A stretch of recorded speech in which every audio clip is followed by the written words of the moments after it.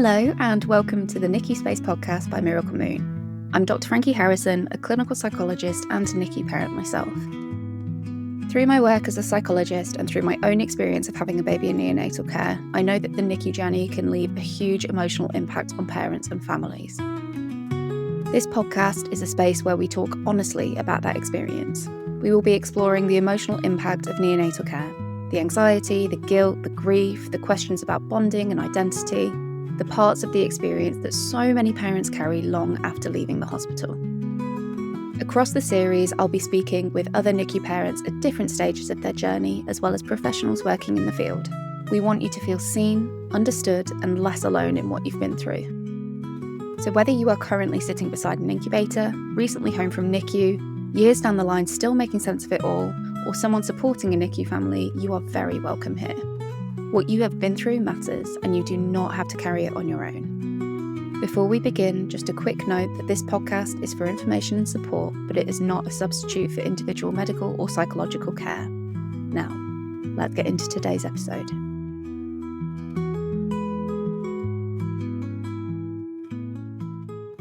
Hello and welcome to the NICU Space podcast. Today I have got a guest with me called Naomi. So I met Naomi at the Black Maternal Mental Health Conference. She was on the panel and she was sharing a little bit about her story. And when I heard her speaking, I thought, I so need to get her on the podcast. I want her story to be heard because I think that it is really important. So this episode is Naomi sharing her experience of loss, of being pregnant and experiencing a loss, and being pregnant with twins and experiencing the loss of her twins. It's incredibly painful, the experiences that she's been through. And it ends with her having the experience of having triplets who all survived and who ended up needing a neonatal stay. And we talk about the feelings that came up through those multiple losses, the grief that she's experienced, how she has coped with it, and sometimes felt like she hasn't coped with it in certain ways. But she really bravely and vulnerably explains her feelings around this, and she lets us in on her story, the fear of it, the grief of it, the multiple feelings that show up around loss and parenting after loss and having triplets and what that experience has been like. We also touch on Naomi's experience of losing her mum at a young age and parenting without having a mum.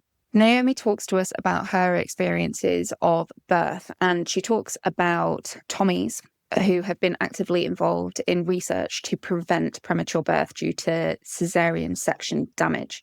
So this is a really important episode as well for raising awareness, and Naomi talking about her experience of premature birth as well and ways that we can prevent it, the research that is out there as well. I will link the research below so that you can find out more about this episode.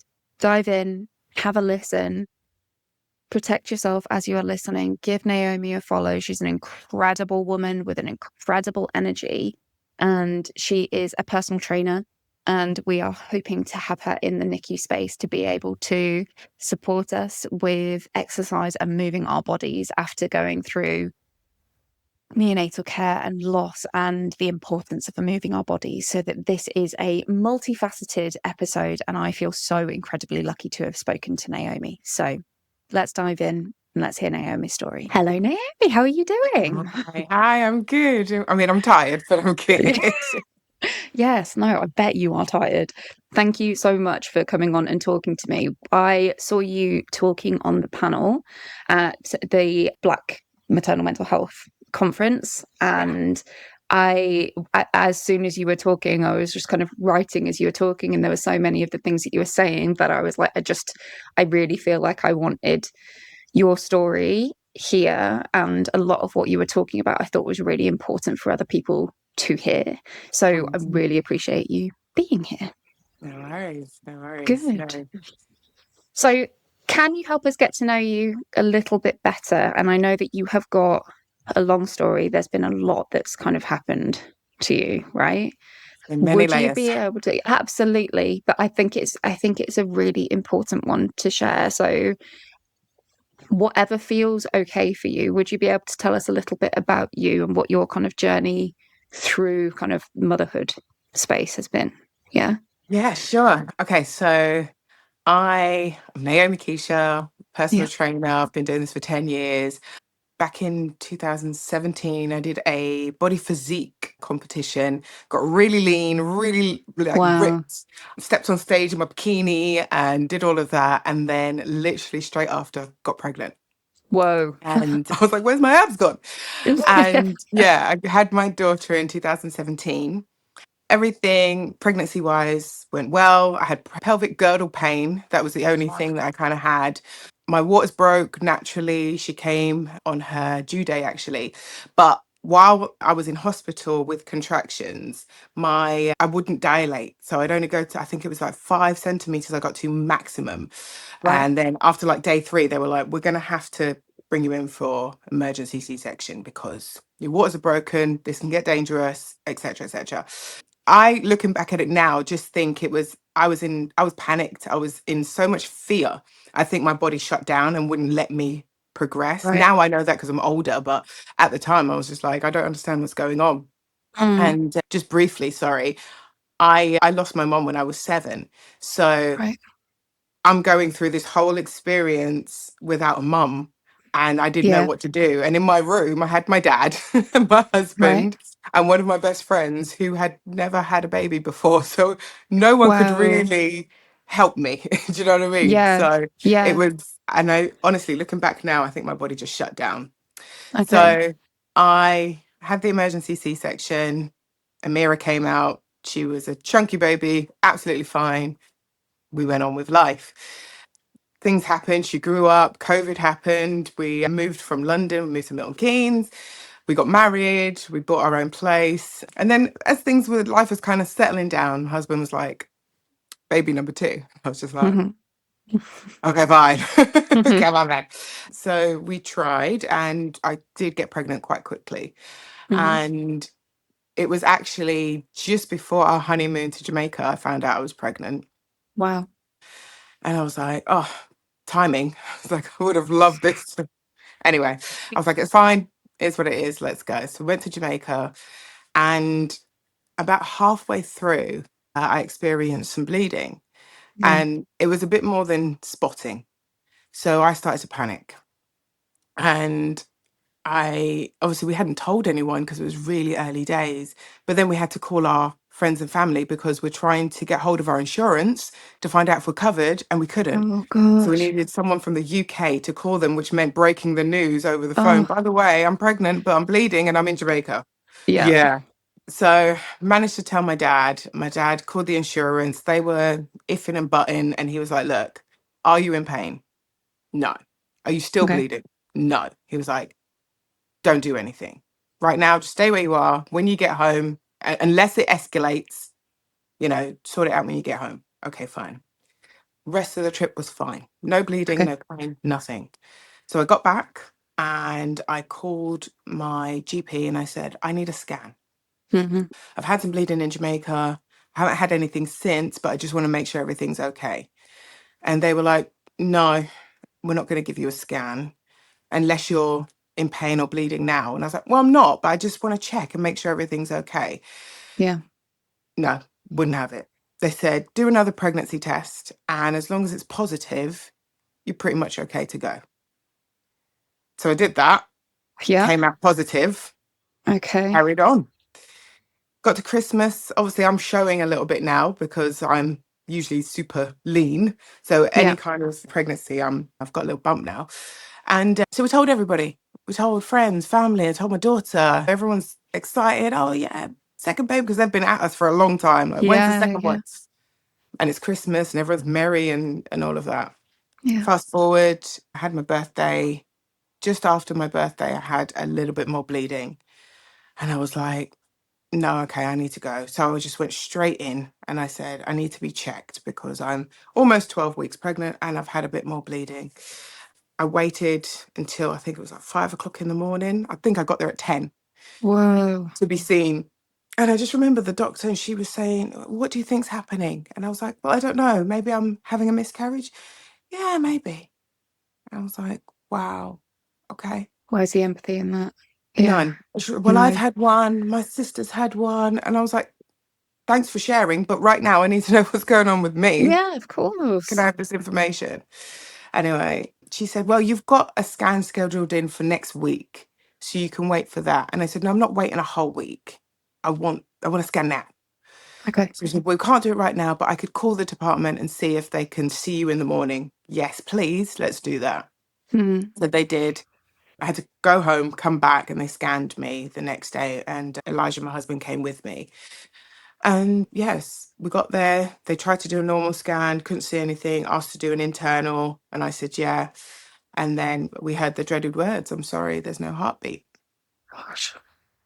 And it's like, I already knew it, but just hearing it. Yeah.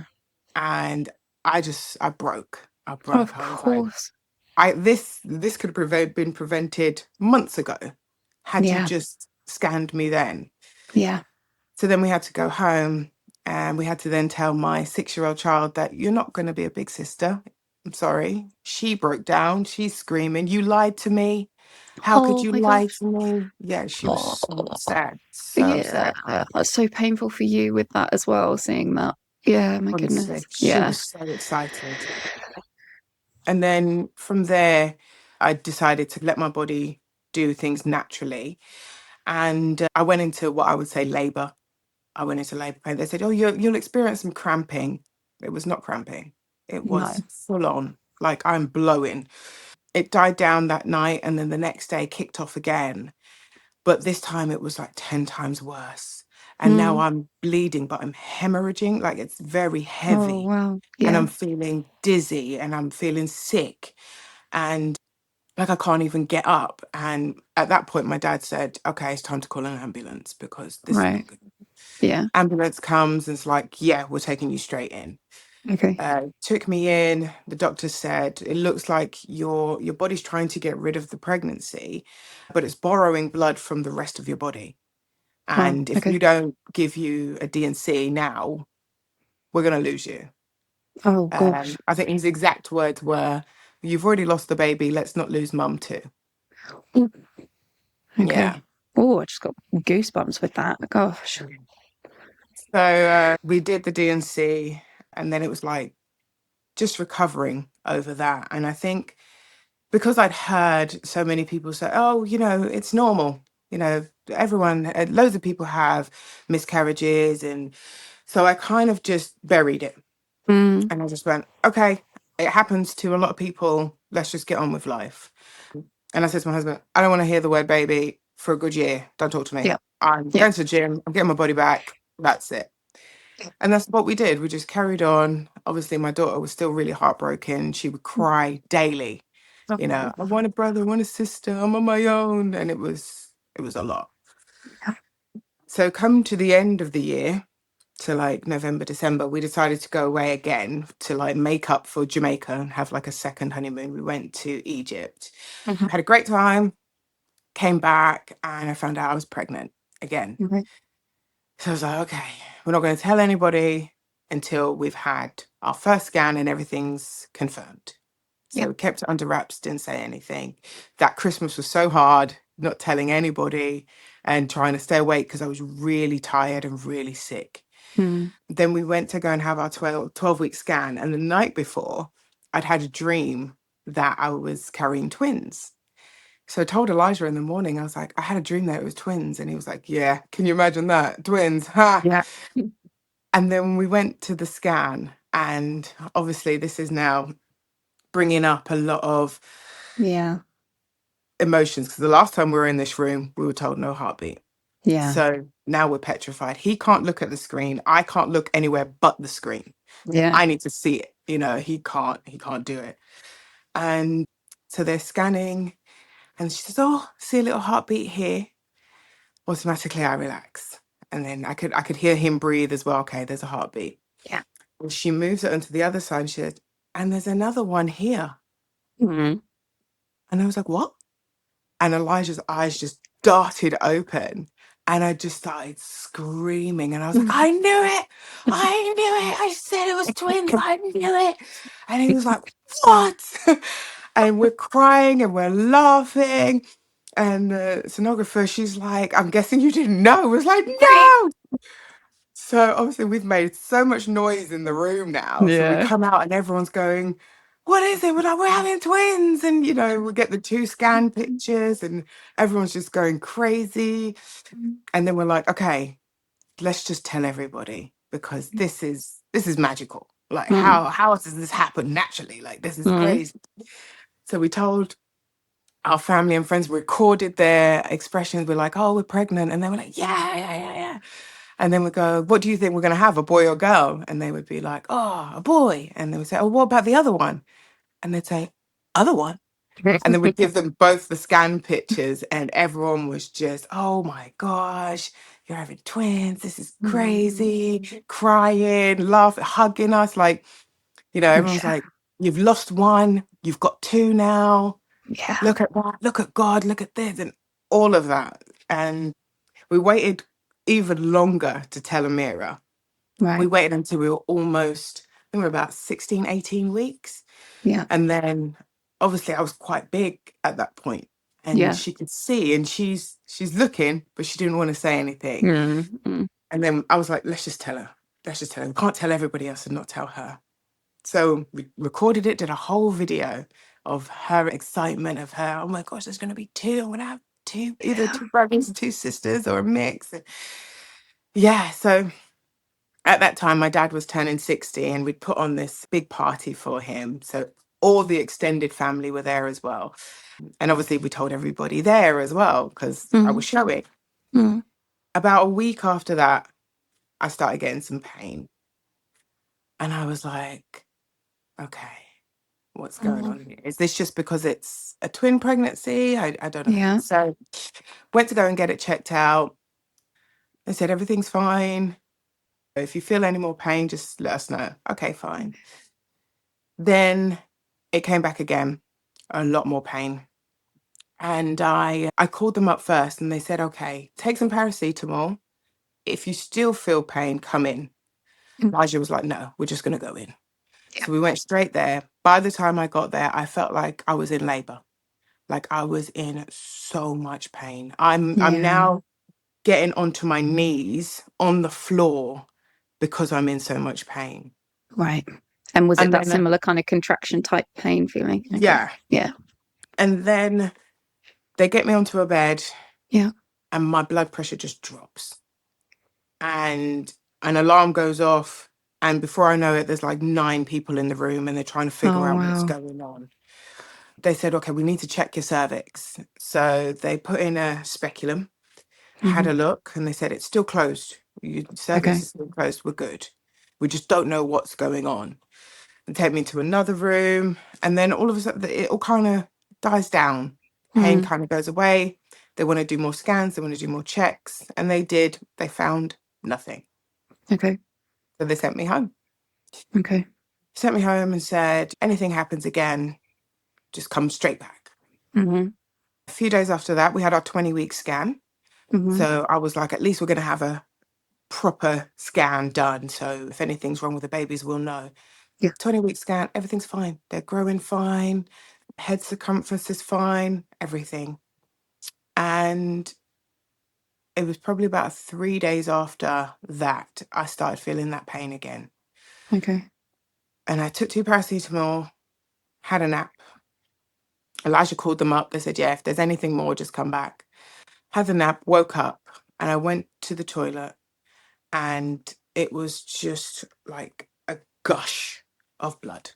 Oh, Just, gosh. and I was just like, oh my gosh. Yes. And I sat there for about 2 seconds because I knew if I was going to call him, this was going to break him. But I Yeah. didn't have anyone else to call. No.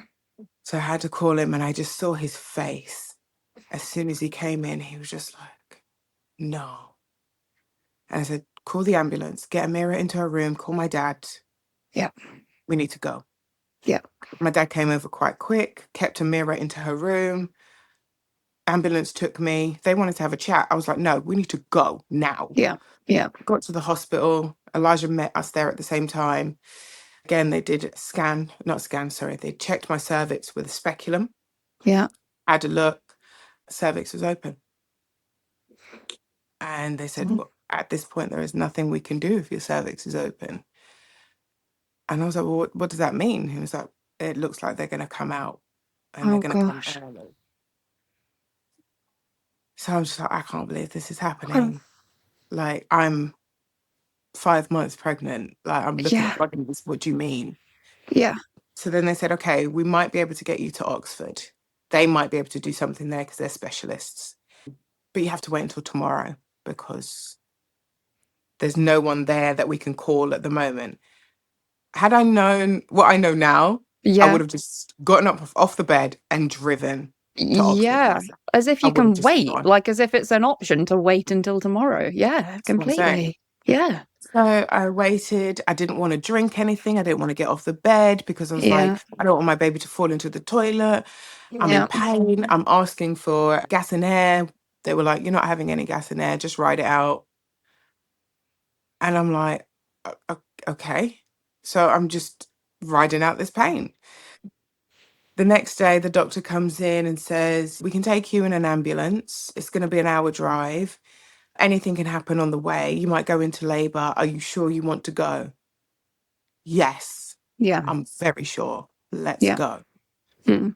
So it's a long journey to Oxford. I'm in the ambulance. I'm lying on my side. I'm squeezing my pelvis. I'm just trying everything. I'm trying to breathe. I'm trying to stay calm. We get there, and Oxford was amazing. They were Yeah. like, I was in quick, scanned quick, internal scan, normal scan. And obviously, while you're having all these scans done, you can hear the baby's heartbeat. Yeah. And I can hear both of their heartbeats. Yeah. And they're fine. They're Yeah. absolutely fine. Yeah.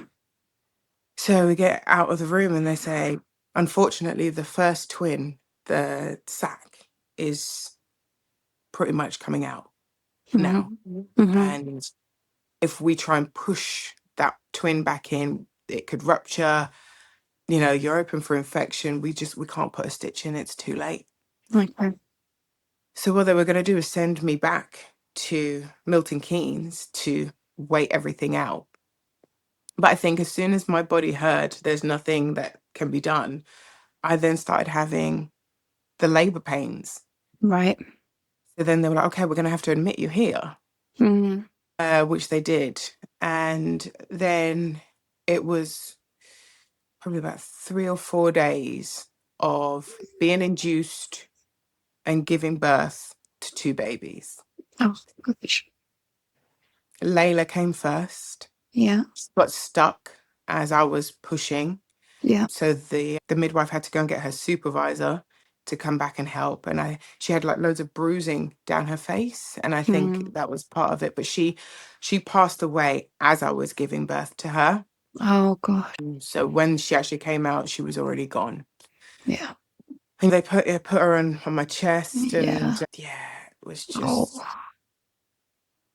so hard. just so tiny. Yeah. And then they wrapped her up and they put her in what's called a cold cot. Yeah. So they put her next to me. And I just remember saying, well, can we not do anything to save the other twin? Can we not close the cervix now? And they were Yeah. like, Yeah. no, because it's already been open and we don't know they didn't know at the time if my cervix was open because of infection. So they were like, Right. you might have an infection already. And if we seal you up, we're sealing you and the baby up with Right. infection. We Okay. can't do that because that could take you and the baby. Yeah. So again, they induced me, and see, Layla was born on the 29th, 30th. No, sorry, 28th. Yeah. 30th, I was in labor. Okay. And then the early hours of the day after that is when he came, Wow. my little boy. Okay.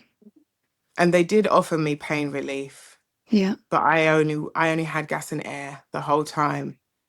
And I said, I can't I can't not feel this pain because it's distracting me Mm, from the pain of what's going on. yeah. And I can't focus on that right now. Yeah. So I need to feel this pain to get me through. Yeah. That makes sense. So I gave birth to him, Mm, Anthony Jr. He came out and he was alive. wow. He was alive. But I delivered him, they gave me the injections to bring out the placentas. Yeah. But unfortunately, they got stuck because the cord from baby to placenta was so thin that Yeah. when they tried to pull it, it just snapped. Oh gosh. So then I was bleeding and hemorrhaging again. So they had to take me into theatre, which meant I wasn't with him for the first hour of his life. Oh And obviously, I didn't know what was happening with no. me. Luckily, my dad was there at the time and he stayed with him Okay. while I was in surgery. Elijah came with me. As soon as he knew I was okay, he then went back to be with him. And the whole time I'm lying there and I'm just like, I almost wanted to be like, just take me with them. Yeah. Yeah, of course. Just Of take me. course. I was like, if they stop the bleeding, great. If they don't, Yeah. I Yeah. don't care. I didn't No. care. Yeah. So they brought me back to the room and they told me he was still alive. Wow. Um, but I didn't want to hold him. I didn't want to hold him. Yeah. I just felt like I didn't want to get that attachment if he was going to die. What's Yeah. the point? Yeah. I get that. And I was exhausted and Mm. I've had to give birth to two babies Mm. and my brain still can't wrap around everything that's going on. Anyway, Elijah was like, no, you have to hold him because in a year, 2 years, 3 years, you will regret it. And he said, I'm going to force you to do this. You're going to hold him. So I did. He put him on my chest and I felt him move. I felt him wiggle. But then I was still throwing up from all the medication. So they had to keep taking him off me so I could throw up. Yeah. And then it was just the longest 4 hours of our lives. And the doctors kept coming in and checking his heartbeat and it's still there. And just walking back out. And we're like, is there nothing you can do? Can you not They weren't save him? intervening in any way. No. Oh wow. Nothing. You just have to wait. Oh. Wait. And then about 3 hours, I said to Elijah, put him back on me. Put him on my chest. And I wrapped him up in the covers that I was in. And I just started humming. Mm. And then slowly the heart just, Oh, Naomi. and then the doctors came in and they confirmed that he'd gone. Oh, you okay? Mm. Yeah. So we got taken to the seventh floor, which is like where people go when they lose their babies. And the staff were that they were amazing. Yeah. They were absolutely amazing in Oxford. It felt like we were in a hotel, to be fair. It was a double bed, we had an ensuite. It was, oh, they brought us Mm. anything we wanted. Elijah could stay. And we Okay. just had time with the babies. Yeah. Obviously, we named them, we hugged them, we sang nursery rhymes with them and Yeah. all the things that we would have done. And after 7 days, we were like, okay, we're going to have to go home because Amira had been staying with friends and family and she had no Yeah. idea what was going on. Oh wow. And we were like, we're going to have to go home and face the music. So we did. But Elijah said he wouldn't let me tell her. He Mm. said that I'd already been through enough. And he took her out and told her outside of the house. And she broke down, broke Um. down. Why are all my siblings dying? Why is it always happening to me? Oh, Absolutely distraught. yeah. And I remember her coming back and she just put her hands on my stomach and she said, they're not there, are they? Oh. And I said, no, they're gone. Oh my goodness. So then it was just, we had to arrange a private funeral because Anthony Right. Jr. was born alive. So he had a birth certificate and a death certificate. Right. So he's registered. Yeah. Layla wasn't, and she could have been buried on hospital grounds, but obviously we wanted them together. We were then told that we wouldn't get funding because he wasn't 24 weeks when he passed away. Oh my gosh. Then we're getting quotes for funeral costs of like 5,000, 2,500, and we're like, what? What? Oh my Um, goodness. yeah, so the rule is babies over 24 weeks gestation will get funding for funerals. Under that, it's called a late miscarriage. That is awful. But I was like, but he was alive. And you're Yeah. telling me that I have to give him a proper funeral. So how does this make any That doesn't make sense? any sense. No. Oh my gosh, I didn't know that. Yeah. So luckily, the midwives at Oxford, they were brilliant. They managed to do so much research and they got us in touch with the co-op. And because they're a large establishment, Mm, they were able to apply for the funding and get it on our behalf. right. So we only had to pay for a few things, luckily, but not thousands and thousands of pounds. Mm, So we decided to bury them with my mum, okay. and they were buried with her. But that the day of the funeral, obviously, in my mind, it made sense. Bury my babies with my mum. But when I pulled up to Ooh, the yeah. grave was open. And the last time I'd seen my mum's grave open, I was 7. Yeah. So a whole new wave Jeez. Yeah. of grief. And I was just like, what? And again, Yeah. I was in pieces. I was trying to hold it Yeah. together. I couldn't. I really No, of couldn't. course. Luckily, we had some friends and family there as well. And I remember it was raining. And the minute that they had covered them up, it just stopped raining. And it was like the clouds parted and the sun came out. Oh, wow. And it was just crazy how it was like that exact second that they'd been laid to rest that happened. Yeah. And I'm pretty sure there was a rainbow. Mm, We went home. We had to pick up Amira from school that same day. She didn't go to the funeral. I thought it'd be too much for her. yeah. But then I had to just continue with life. And I remember Amira's teacher was pregnant at the time. So every Mm, time I picked up Amira from school, I'd see her and her big bump. And it just felt like there was prams and pregnant people everywhere. yeah. And then obviously people are sending flowers and we're just at home, but trying to manage grief, trying to manage Amira's grief, trying to manage life, trying to go through all these pamphlets that they give you. Mm, And I got to the point where I was just like, I don't care about anything. mm, Apart from Amira, I didn't care. I no. started drinking. I don't drink. I started drinking daily. Right. And it started off as just a glass. Then it was Yeah. like half a bottle. Yeah. And then I'm having a glass of wine in the morning because Okay. I just didn't care. I didn't care Hmm. about anything. We booked holidays. I was just throwing away money. I didn't care. Let's go away. Let's book Okay. another holiday. Let's go. Yeah. So we did all of that. And I was just like, what's the point of life? I just didn't Mm, understand. mm, So it got to the point where we've just come back from Ghana and we're at home. And obviously, my period is all over the place now because my body's trying to regulate and it's still got hormones and everything going on. And all I wanted was to feel my baby's kick. I yeah. just started feeling Layla's kicks and they were gone. And I still looked pregnant. Yeah. Yeah. And Yeah. I couldn't wrap my head around it. It just didn't make any sense to me. Like Mm, I've come home. Where are my babies? yeah. Totally.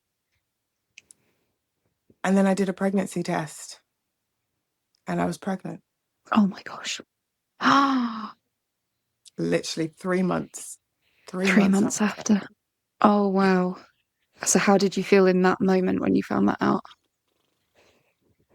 I thought that I would be overjoyed Yeah. when I got that result, Yeah. but because my head was not in the right headspace, I didn't think about all the risks and having to start again and everything that comes with that. I Yeah. wasn't thinking on that level. So the minute that I got that positive pregnancy test and I stopped drinking, I Yeah. was like, oh my gosh, now I've got to go through this again Yeah. Yeah. from the beginning. And I was just like, ugh. Yeah. And then all this panic, fear, panic, fear, panic, fear just stepped in. And I was Yep. just like, how am I going to do this again? Mm. I was in therapy at the time. Hmm. And another thing that came out was I wanted to be pregnant, but I wanted to be pregnant with the babies that I had lost. Yes. Yep. And when I got pregnant again, I had to understand that, well, I thought it was one baby.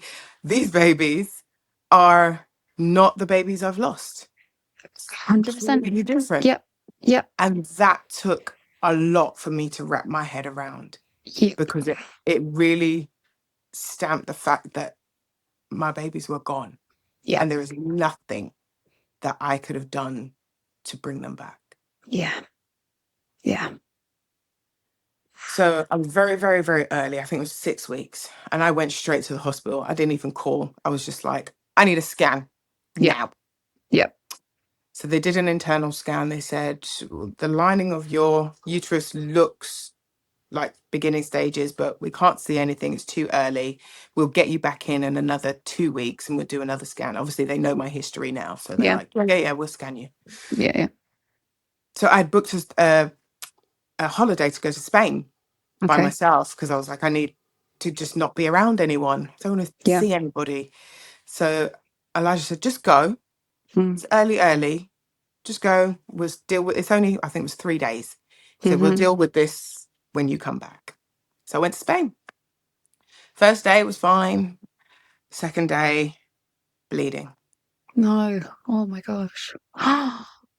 And I was just like, it's typical, isn't it? I was just like, I'm in Spain, I'm by myself, I'm bleeding. Great. Yeah. So I called my insurance. They said, because of your history, we're sending an ambulance to get you, go and get a scan. The airline said that they wouldn't allow me to fly home unless I had a doctor's note to say that I'm okay to fly. So I had to go to the hospital to get scanned. Right. So the ambulance comes, takes me, I get to the hospital. Gynecologist is not in today. He's in tomorrow. I said, no, no, no, I'm flying home tomorrow. I need it now. So I had to wait, I think, 2 hours or an hour for him to turn up. Takes me, obviously, he's speaking Spanish. I don't speak Spanish. Mm. So they bring a nurse in and she's trying to translate for me. And he does the scan and he's like, oh, oh, oh. And then he goes, uno, dos, tres. And I said, what? And she's looking at the screen. Obviously, I didn't want to see the screen. He didn't know Yeah. my past, but he just turned the screen. It's like, uno, dos, tres. Oh And she my said, gosh. there's 3 babies. Hmm. And I was like, what? What the hell? Yeah. He prints them off, grabs his keys, and he's gone. I didn't even know why I was bleeding. No idea. Ah. So they basically tell me I can go. And I'm like, How do you process that? what? Yeah. So I called Elijah and I said, everything's fine. And he's like, okay. So what was the bleeding? I was like, I'm not sure, but they've checked and everything's fine. And he said, and is it one baby? And I was like, it's not two. I was like, I can't tell him over the phone. I Hmm. have to tell him face to face. So I'm holding this now and I'm waiting for my plane to go home. And I'm like, I had a moment of, oh my gosh, this is amazing. And then it all just came crashing down because I was like, Hmm. if my body could not hold 2 babies, how the hell am I going to hold 3? Hmm. And I was like, well, I'm just going to end up back where I was. Hmm. And I Yeah. just couldn't believe that I was going to have to do this again. Yeah. So I got home And I told Elijah, I was like, it's not one, it's not two, it's three. And he was just like, okay. And at that point, I realized that he couldn't process it. He No, was still very, very much grieving, and he didn't want no part of it, to can't be engage honest. with it. Yeah. No, No. he was just like, okay, cool. Mm. And that is pretty much how the first half of the pregnancy was. Like, if I needed anything, he was there, but he Yeah. couldn't rub my stomach. He couldn't come with me to appointments. He just couldn't do it. He was No. just, no. No. So he took over the house in a mirror. I rested, and we told everybody straight Hmm. away. We was just Yeah. like, there's no point, because this You goes need to know. left, Yeah. we're going to need you, and Yeah. it's high risk. And luckily, I'd had the email address of one of the surgeons who delivered the twins, Mm. and she said to me, I'd emailed her and I said, I know you said I can't come back to Oxford, but Mm. please don't make me go to Milton Keynes, because I'm now carrying triplets. And Yeah. she emailed me back within like 2 minutes, and she was like, I'm getting all of your care moved here. Oh, wow. All of it. She was like, you're not going to have any dealings with Milton Keynes whatsoever. And that's what they did. And I mean, it meant an hour drive for us for all appointments, but I didn't care. Didn't Yeah. care. We Yeah. had the top surgeons, Dr. MP, we had Ruth Curry. They've got years between them, like years and years of experience with multiples and cervix and all of that. One of the early talks we had to have with Dr. MP was him saying that because of your previous, we have to offer you selective reduction. Okay. And I was like, well, what does that mean? Mm. And he said, well, basically, we get a needle, we Mm. insert it through your uterus to the cord of one of the babies, Mm. and we inject a substance that stops their heart. Mm. That baby then stays there, doesn't grow, doesn't live, but it gives room for the other two to survive and grow. Oh my gosh. And he was like, because carrying three, the risk that you had with twins was high. The risk with triplets is even higher. Yeah. So we want to give you a fighting chance, but you have to make that decision. And I just remember we had 2 weeks to make the decision. And I cried every day, and I Yeah. prayed every day. And I was like, I don't want to do something that's going to create more risk. But at the same time, if I intervene, that could also cause risk, because when you stop one of the baby's hearts, it can have a Hmm. knock-on effect to the other two, and you can still lose all of them. And then there's infection risk as well. Mm. And I was like, I in myself can't bury two babies and then make a decision to end the life of another one. Of course. I can't do it. No. How would you ever And make that decision? Like, yeah. honestly, and I just said, we're going to leave it in God's hands, and whatever will be, but we're Hmm. going to continue with all three. And as soon as we said that, they were like, that's fine. We will never ask you again, and we will do whatever we can to keep this pregnancy going. And they did. So they put in a cervical stitch into my Hmm. cervix, and then they put an airborne pessary at the end of my cervix as well. Okay. Every day, petrified, still petrified, just scared. Is it today? Is something going to Yeah. happen today? Yeah. I had to go back to work. So I'm back at work, and they're coming at me with targets and stuff. I'm just like, I don't care. No, of Like, course you don't. This I'm does showing not up here to matter. pay my mortgage, but I don't Yeah. care. Jeez. you know. And I'm trying my best, but I'm just living in this bubble of fear. All of us are, not just me. Mm. Elijah is, and obviously we told Amira, but we didn't say it was triplets, because she's obviously seeing my belly, and she's looking, but she doesn't want to say anything. And we told her in the end, but we just said, look, we already know that things can go Yeah. wrong. So we're not going to get excited. We're not going to buy anything.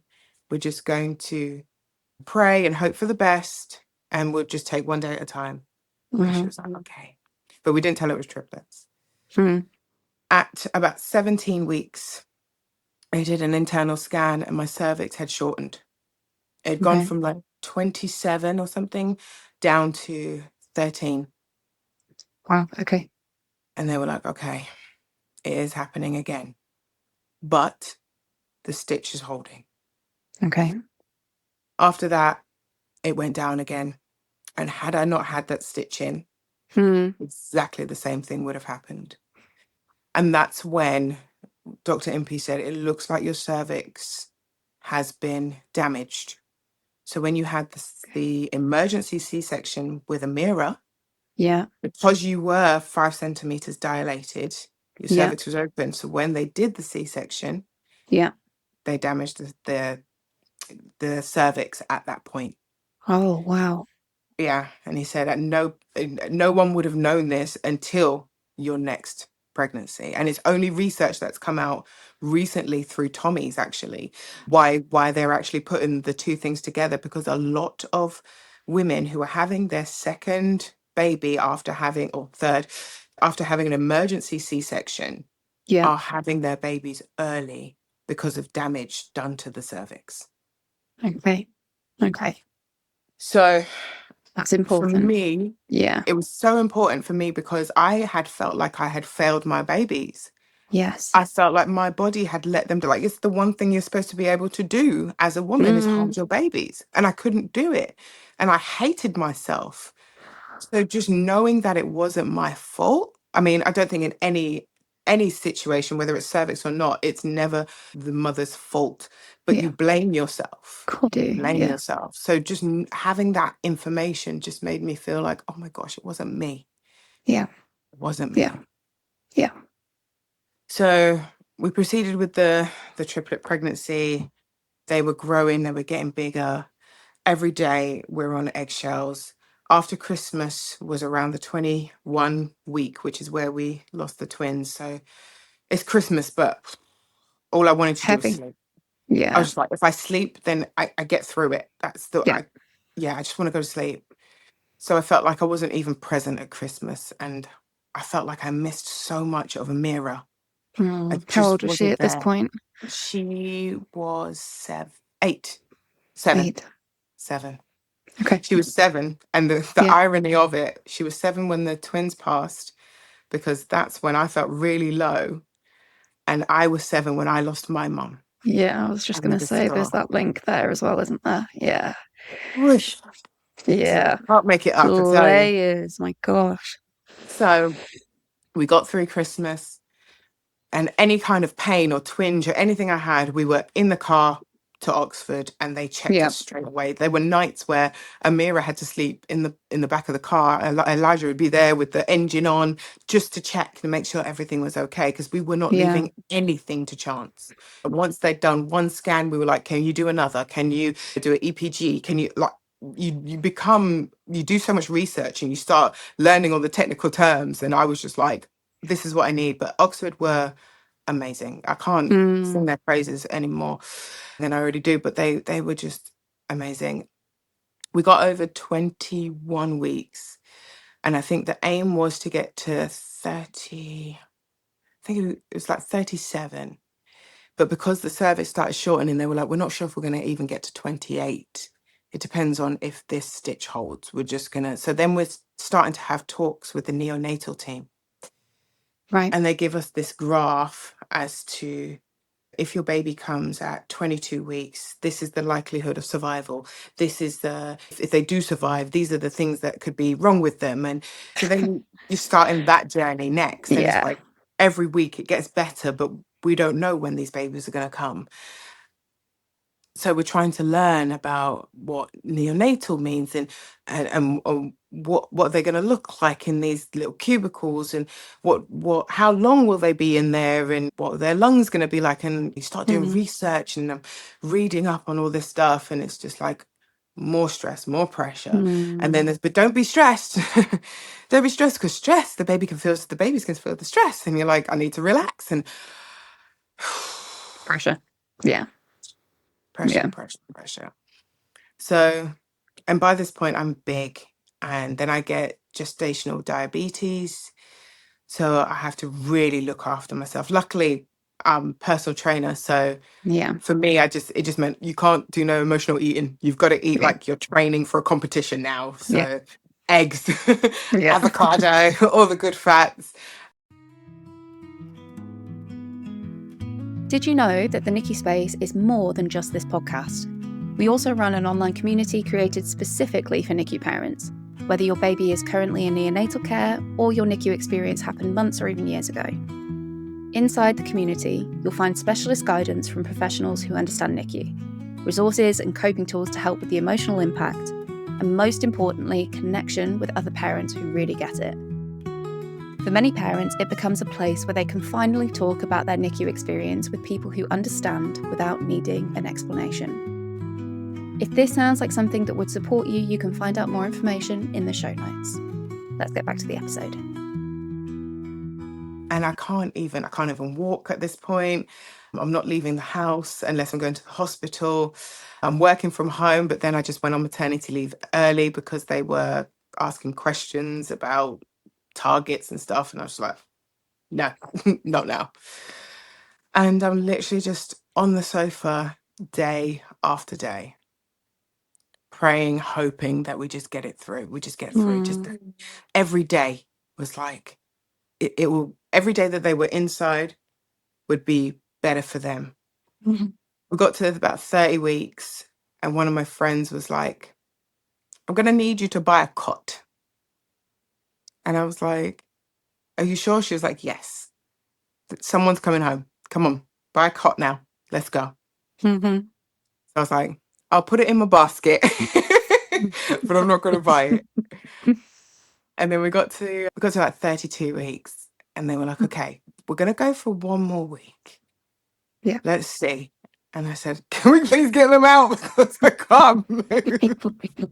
I'm in so much pain. It's too much. They were like, no, no, no. Oh. One more week. Come on. So we did one more week, and they said, okay, we're gonna do the elective C-section on, I think it was like a Wednesday. Mm. So we had the date. And I remember that morning I couldn't eat anything. And we drove in darkness to the hospital. There was a delay because they needed so many people in our room. So I didn't actually Yeah. get into theatre until about midday. And I think I was Right. meant to be done at like 8. So I was Okay. starving and I'm Yeah. emotional. I was just like, come on, let's just do it. Got in the room. There were, I think it was 28 people in the Ah. room. Oh my gosh. Yeah, Wow. so they had like a How did person you all for fit? everything. It was a Yeah. huge room, Yeah. My really big room. God. But Wow. the incubators for the girls were outside of the room. Okay. And then each girl had a team of 5. So they Wow. already had their own team as well. Wow. So I had the, what's it called? The injection in your back. Put your The yeah. epidural. Yeah. Had the epidural. We're playing Bob Marley. Don't worry, be happy. Okay. And it's the same room that I was in when I had my surgery after having Anthony Jr. Oh my gosh. Same room. Oh, how did your, I'm going to say body react to that? I just, I had to put it in a box, Yeah. Okay. seal it, Yeah. Yeah. and push it Fine. down. Yeah. Okay. I was like, I can't No, deal with fair. it right now. But I No. recognized the room. Yeah. And then, yeah, they pulled them out. We didn't actually know the sexes at the time. So I thought we were having 2 boys and a girl. Okay. And they were like, it's a girl. It's a girl. It's a girl. I was like, 3 girls. What? I was so angry. I was like, no way, who's doing all their hair? But yeah, I saw them all for like a second, and then they were just whisked away. Elijah went with them. He was like, can I go? I was like, yeah, I'm fine. Just you go with them. And he said he's watching, and like the vitals of one would be dropping, and then they'd do something and it would go back up, and he'd look at the other one and the same thing would happen and it would go back up, and Mm. he's just standing there like just looking at all three of them. Asha, who was the first one out, she didn't need any oxygen. Her eyes were Whoa. open. Yeah, she was just like, okay, what's this? What's going on? The other two Let's needed a go. little bit, Yeah. yeah, a little bit of oxygen, but they were fine. Wow. They couldn't believe the sizes of them. They were really big for triplets. They said that I think Mia was 1.9 kg, Soraya was 1.8, and Asha was 1.6. Wow. And so they don't even get those sizes for twins. No. So Wow. everyone was like, I don't know how you did it, but they're great sizes. And then yeah, I was put into a room. I didn't even get to see them. And then one of the nurses came up and they said, because they don't have any like underlying issues at the moment, they just need to get bigger. We're going to send two of them back to Milton Keynes Hospital. Oh, And I said, absolutely not. no. I was like, I've just had major surgery.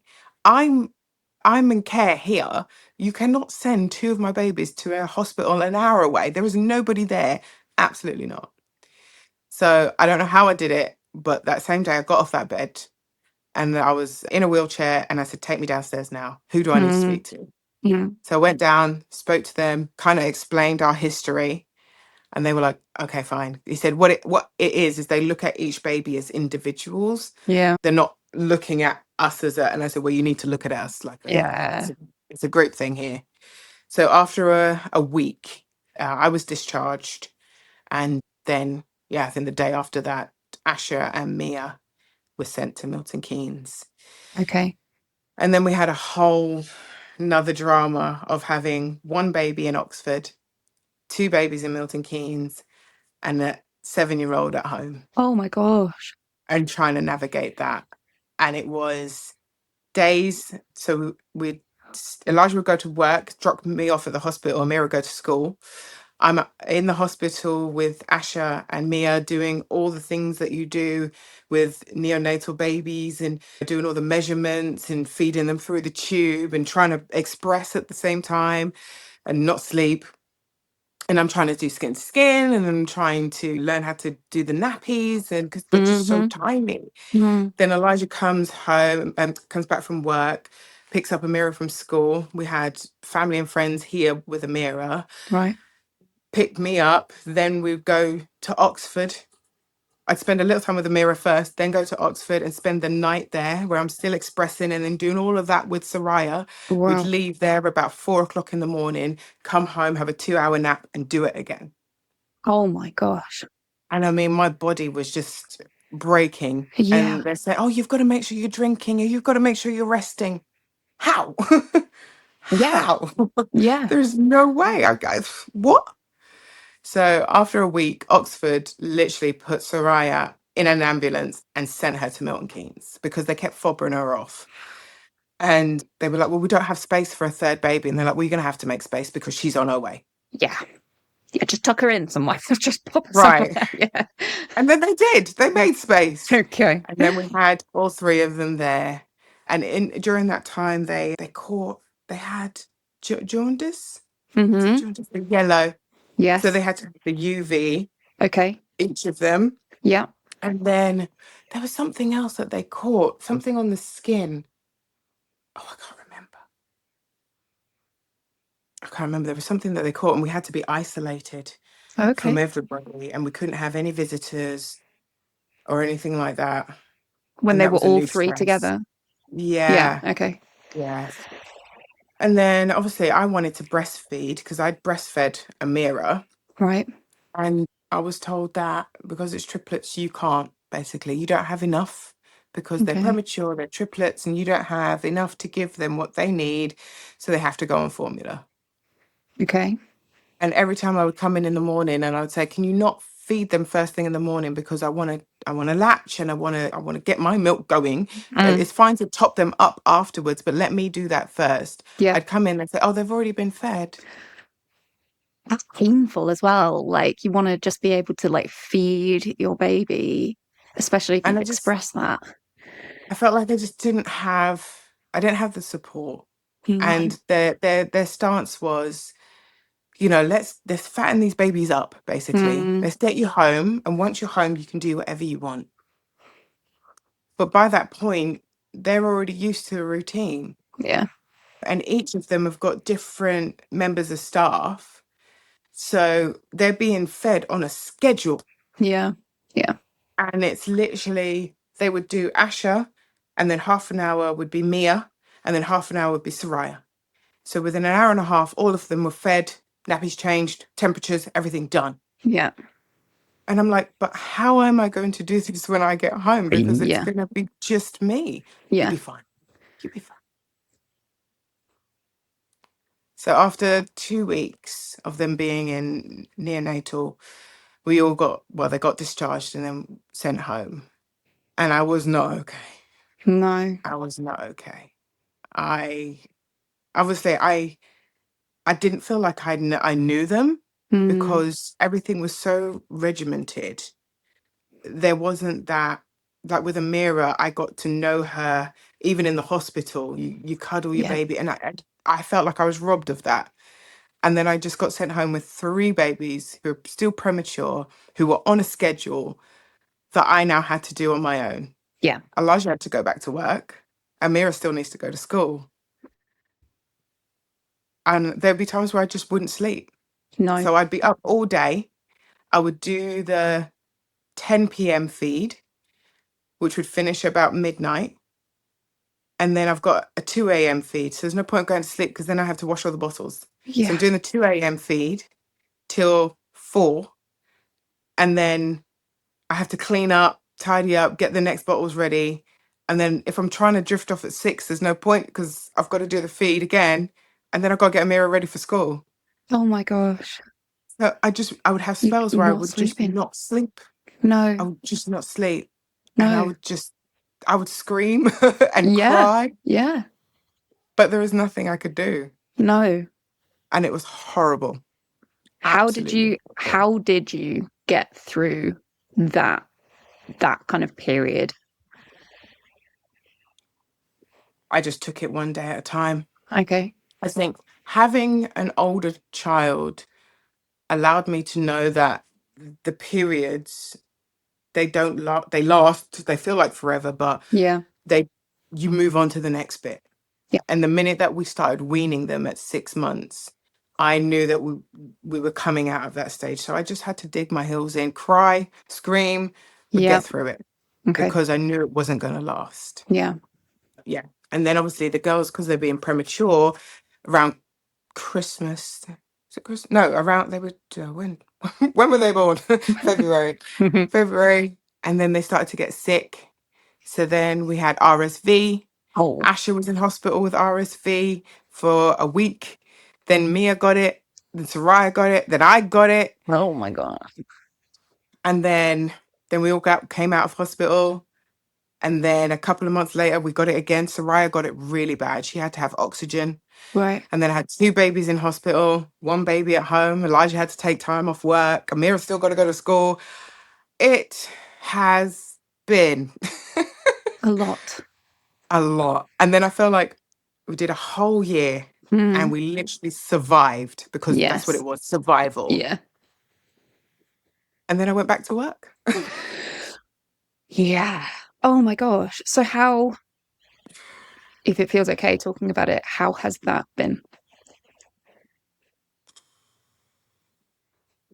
Not fun. No. Not fun at all. I think I think there's just an expectation of you to just pick up from where you left off. Yeah. And I think even with just a normal pregnancy and delivery and having a baby for the first year, just after that alone is hard to go Yes. back into work. But I still haven't processed my twins. Yeah. I still haven't got my head around that. And I'm still dealing with everything that's happened over the last 2 years. Yes. But I feel like to everybody else, it's like, yeah, but that was 2 years ago. Yeah. So, but I haven't had a moment to process it. Of course I you haven't haven't. had that time. No. So I don't know. I don't know how it's gonna go. And I guess there's a bit of wondering. You go back to work and you are used to being at home and having four kids who need you all the time and doing all the time, and you've got your routine and everything that you need to do, and then going back to work and it being like that's not there. And I just wonder whether there's an element of it kind of going, "Ooh," hitting you a bit, of being like, and being like, well, the version of me that was here before, Mm. it feels so different to who's sitting here now Oh in yeah. this office, Oh yeah. right? Yeah, yeah, definitely. Yeah, who I was when before everything happened Yeah, and who I am now, two very different people. Two yeah. very different people. And I even said that to them. I was like, Mm, I'm not the same person who came here over yeah. 2 years ago. I'm someone completely different. And the thing is, I being here by myself with three babies and an 8-year old, I almost was itching to go back to work Mm, just to get out the house and just to yeah, have sure. that moment for myself. So I don't think me working is the problem. I Right. think it's the pressure that comes with it. Okay. Yeah. So Like the targets it's and stuff like that, that yeah. part, So I right? think once I get there, I'm like, oh yeah, I dropped off all the kids, it's great. But Yeah. then there's a new pressure. Right. Yeah. And because of the way the child care system is at the moment, you get 30 hours free childcare, which is amazing because I didn't get that with Amira. Mm, So really thankful for that. But the way it works out is because you have to do it over term time. So it only equates to 21 hours. right. Wow. If you're working, I'm doing part time at the moment, 3 days, that means I can only do 6 hours because I need to drop them off, get to work, and then pick them up. So Mm, unless I'm going to pay for extra hours, which for three babies yeah. is not cheap, I'm trying to do it within the hours that I'm allocated. But working 6 hours means that I'm not entitled to a break. Oh my Yeah. gosh. Yeah. So I literally get up at 6 o'clock in the morning, sort out all three babies and Amira, school uniform, pack lunches, breakfast, all of that, get them out the door, everybody into the car, each baby at a time, drive Amira to school. She goes to breakfast club, she's gone. Drive to the childminder, load off one, two, three. Here's all the bags, everything. Drive to work, 6 hours, don't move. And then do it the same on the reverse. And then do Oh it the my next day as well. gosh. Oh. Do you know what? I So I feel like think that could be the title of your book, like Not Entitled to a Break, because I feel like that is fairly significant across everything not you've said. entitled to a break. Do you know? I love it. Like you have been through so much. That is so much for someone to carry. That is like just I can't even like put it into words. And like the fact that you're sitting here and you're talking about it, like when you were sat up on that stage and you were talking about what your experience was, I was just like, I just feel like I want people to hear this, because I think it's so important to talk about all aspects of this, about the loss, about having multiples, about the impact that this has on you, your body, emotionally, the going back Mm, to work, like all of it, so many layers. And I hope that there is some aspect where you're able to, at some point, breathe in breathe some kind of way, right? at some point. No, yeah, I think for me, it's gonna sound really weird, but losing my mum at such a Yeah. young age, and she actually took her own life. Well, She was 28 years old and she took her own life. And unfortunately, I was the one who found her. oh, Yeah. So I've had that as my backstory for many, many years. And the older I get, and now becoming a mother myself, like I understand the struggles of motherhood. I understand. I sympathize with her so much more as a Yeah. mother than what I did as her child. As a child, you're selfish. You're like, how could you leave me? It's all about me. How could you? Not understanding what she was probably going through. She just had another baby as well. So she was probably postnatal depression. Yeah. And I think of her and I think of all the things that she missed out on because she couldn't get the help that she needed, because she was struggling, because she didn't talk, because she didn't reach out. And I Yeah. think of all of my milestones, all of my sister's milestones, her grandchildren, all of this of life that Yeah. she missed out on because of a section of her life that felt really dark and really heavy.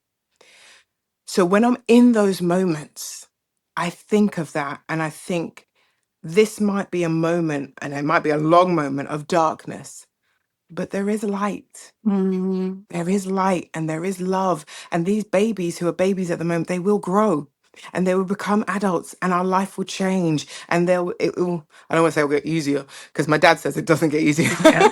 But there will be moments, even in this that we're going through, there's moments of joy. Mm, I've got yeah. Mia standing as Soraya's crawling all over the place, and Asha, bless her, she's so diddy, but she's such a fighter, Yeah. you know. And like even yesterday, Amira was sitting down and I had all the girls out and they're crawling all over the place. And she said, I never thought my wish would come true. And I said, what was that? And she just went, my sisters. Oh. And it's just like in moments like that, it's just like, okay. Okay, so all of this might be going on, and life is crazy, and we don't know which way we're going, and we're trying to figure it out each day. But there is beauty in it, there is love Yeah. in it, and I focus on that, And that's how you and cope. that's how I That's how cope. you get That's what through gets me through completely. It's every catching day. those glimmers, right? Yeah, exactly. And I think there's something in catching those glimmers, noticing them, and just letting them be there for a little bit longer, like just feeling it, which is important. Definitely, If we're definitely. kind of coming to the end now, if there's people listening to this, they're relating to any aspect of your story in any kind of way, what would you say to people? What do you think is important for people to hear if they're kind of in the thick of it, if they're struggling? Talk, Hmm. talk, talk, talk. Hmm. The reason why I started my social media was because I knew I needed an outlet. Hmm. And I didn't want to keep crying to my friends Yeah. about it. And as scary as it was going online, there are so many, not even just women, but men as well, who are going through just through the thick of it Mm, in raising children and losing babies in the neonatal stage and all the scariness that comes with that. And I feel like we all keep it to ourselves and it's a little club that nobody needs to know about this because it's not nice. But mm, the more we talk about it, the more people who don't go through it understand that this is a lot. yeah. And even other people who are then going through it as well, it's like, it's not just me. I Mm, can't tell you the amount of messages I have had from people saying, oh my gosh, thank you for sharing this because now I don't feel like I'm going through it on my own. yeah. And I'm like, thank you for telling me that because now I feel like I'm not going through it on Yeah, my own. totally. You Absolutely. know? And Yeah. yeah, it's just talk, talk, talk, Yeah. talk. You don't have to go online if you don't want to, but find somebody. Yeah. Even I know Tommy's have a line that you can Aligned. Yeah. call. Anyone who's got multiples, Twins Trust, they have a line that you can call as well. Yeah. There are so many different outlets, and it's just, I know it's scary taking that step because nobody wants to ask for help. Everyone wants to feel like they've got it Yeah. together. But the truth of the matter is, nobody has it together. Nah. No. Everyone's struggling. Yeah. But I just choose to not do it quietly anymore. Yeah. I talk about it. So And just please keep talking talk. about it. Like I've loved everything that you shared, and it's been so open. And I really, really appreciate you coming on and being so open and vulnerable and talking to us today. And I'll put your handle below today so that people can go and follow you. Is there anything else before we kind of wrap up? No, I think that's it. I mean, Just that. me Just that. personally, That's it. just that, just that, just Sorry, that. carry on. Just keep talking. Keep talking. And yeah, keep moving as well. That's the other thing. Yes. Exercise. Obviously, a personal trainer have to say that. But I'm not saying you have to go to the gym and do 10 million classes. Walking. Yeah. Get outside and Yeah. walk. Move your body. Yeah. Oh my gosh, it does wonders. Yeah. Especially if you're going through any kind of situation. Get out and try and be in nature. Walk Yes. by a river or in greenery. Honestly, Yeah. do that. Yeah. Get out. Okay. All right. Lovely. Thank you so much for joining us today. No worries. Thank you so much for having me. Thank you. Thank Take care. you. Bye. Bye.